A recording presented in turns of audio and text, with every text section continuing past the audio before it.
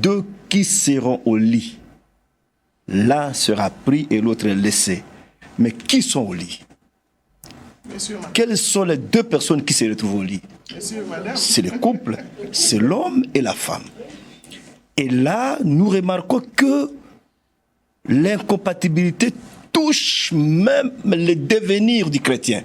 C'est-à-dire l'enlèvement de l'Église, tu peux laisser l'autre partenaire parce que tout simplement, il ne peut pas aller avec toi.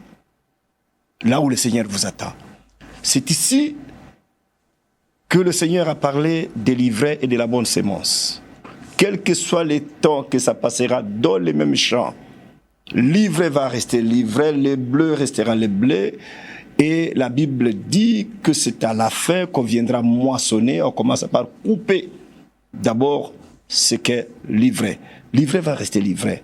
Vous pouvez venir dans une même église sans que vous ne fassiez partie de l'épouse, c'est-à-dire le corps du Seigneur.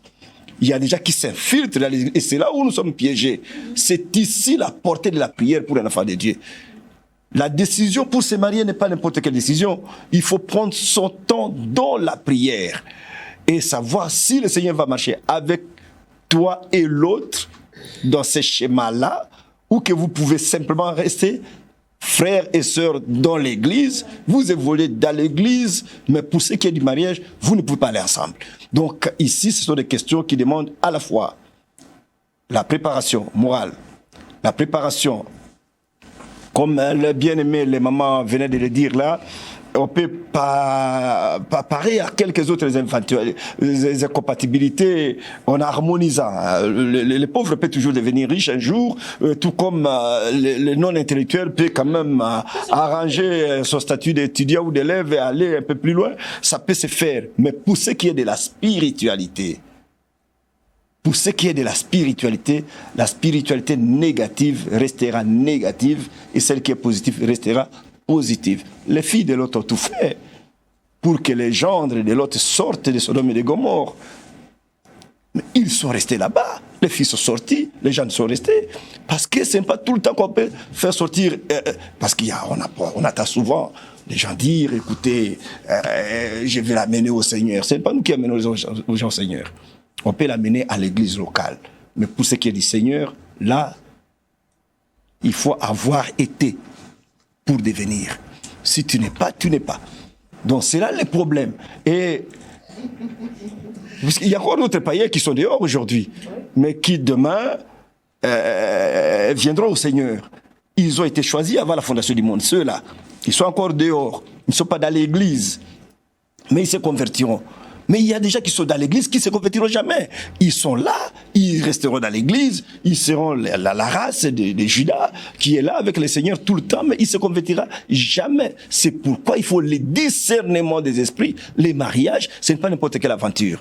Il faut le discernement des esprits parce que demain et le lendemain, ça peut infecter ou affecter la vie de la progéniture de vos enfants qui vont naître demain. Vous ne pouvez pas constituer une équipe là.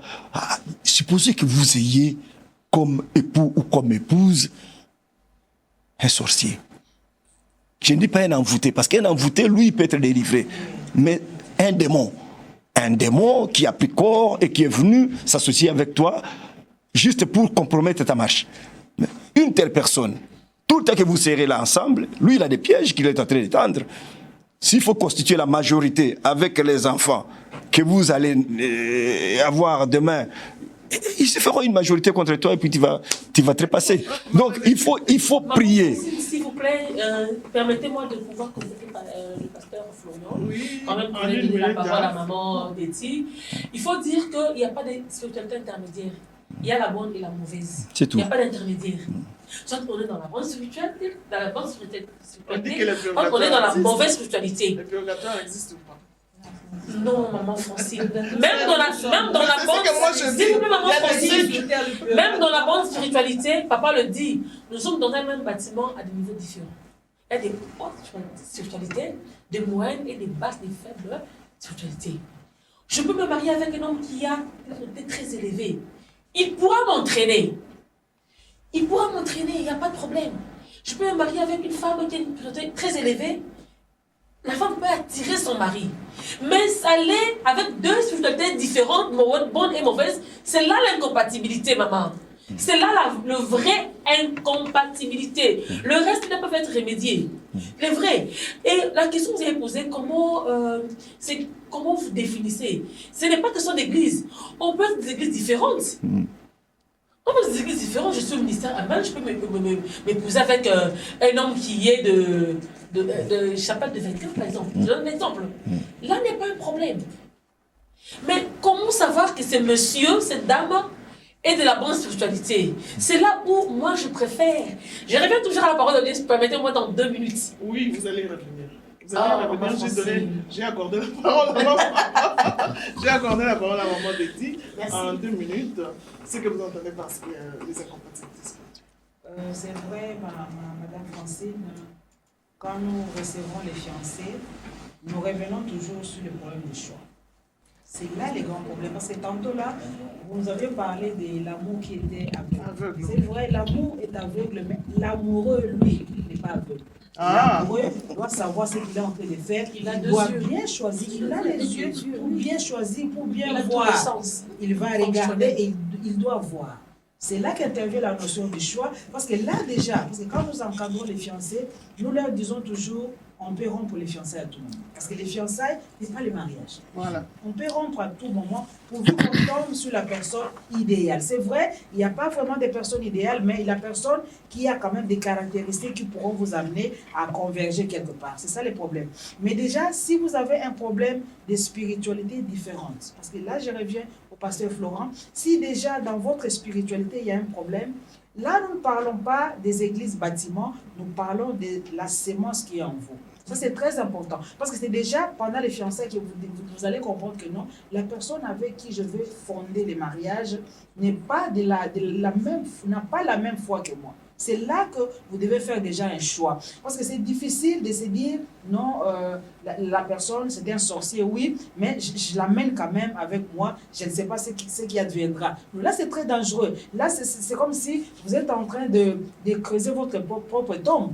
On ne peut pas faire ça. Il faut déjà à l'avance comprendre que non, la personne avec qui je vais faire un chemin. Parce que c'est un chemin de non-retour. C'est pour toute une vie. Parce que les mariages, c'est pour la vie. Mais les fiançailles, on peut rompre en 6 mois, 5 mois. Ça dépend de comment vous allez prendre les choses. Mais quand vous êtes déjà marié, là, il vous sera difficile de rompre. Parce que même à l'église déjà, avant que le pasteur ne puisse vous bénir, on passe par la délivrance. Et si on passe par la délivrance et que vous voyez que non, votre partenaire n'est pas partie prenante, là, il faut carrément rompre. C'est le conseil que nous donnons aux fiancés. Parce que souvent, quand nous recevons les mariés avec des incompatibilités, surtout si c'est une incompatibilité spirituelle, souvent ça finit par les divorces. Voilà. Ça finit par les divorces. Voilà. Parce qu'on ne peut pas aller avec un sorcier, un occultiste et continuer comme ça, vous êtes en train de servir Dieu. Ça ne marche pas ensemble. Là, vous êtes deux corps et vous êtes deux sémences qui ne pourront jamais se coaliser quelque part. Non. Papa André, nous avons dit la fois passée dans notre émission sur les parrainages. Vous étiez là, j'espère. Vous avez fait partie des émissions de parrainage? Non. Nous avons dit qu'il y a trop d'hypocrisie pendant la période des fiançailles. Supposons qu'un des fiancés, pendant la période des fiançailles, monsieur cache sa vraie face ou madame cache sa vraie face. Et au fil du temps, vous découvrez que vous n'avez rien en commun. Déjà marié. Dans ce cas-là, qu'est-ce que vous pouvez conseiller aux gens qui se retrouvent dans cette situation? Merci, madame, pour la question. Et je serai pragmatique sur ça.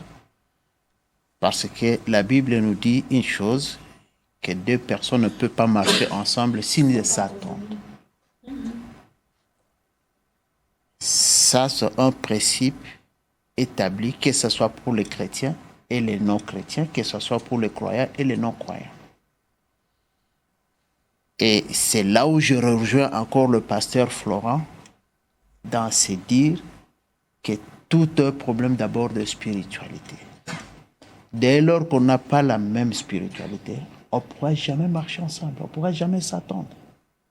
Et dans des cas comme ça, madame, il n'y a pas autre mesure que de rompre cette relation. Même ici, on est déjà... mariés.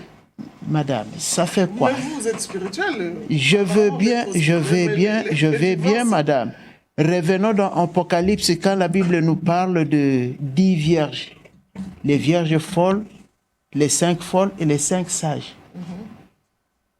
Là, c'est déjà le divorce. C'est le Seigneur qui prévoit le divorce. Ah bon? Bien sûr, madame. Et les 5 qui avaient de l'huile étaient partis. Et les 5 autres étaient restés dehors.